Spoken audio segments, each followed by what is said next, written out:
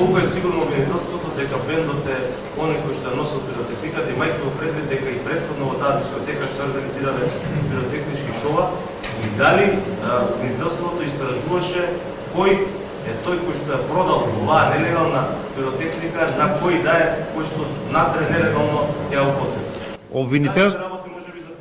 Обвинителството е сигурно во тоа и затоа поднесе обвинение.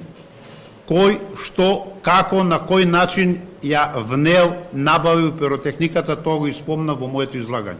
Ова е дел само од обвинението кое што содржи 40 страници и точно е определено начинот, каде е, како, што е и така натаму, да не се повторува. Добро, дали истражувате од каде е набавено? Се е истражувано и тоа во текот на постапката ќе се докаже. Ама дали имате...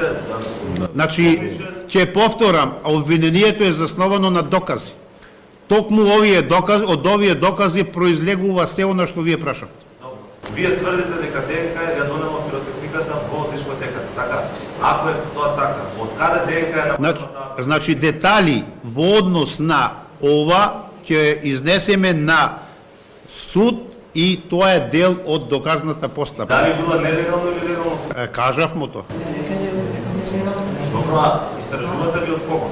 И тоа колку што се сеќавам и спомнав. И истражуваме и се испомнав.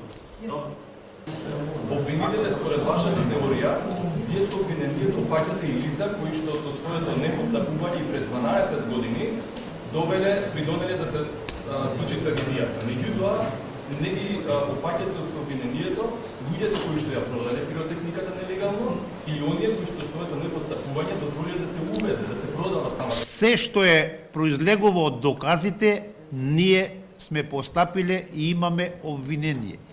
За периодот од 2012 до денот на настанот, токму тоа е континуитетот за поведување на постапка, односно за подигање на обвинение за овие обвинети за ова кривично дело.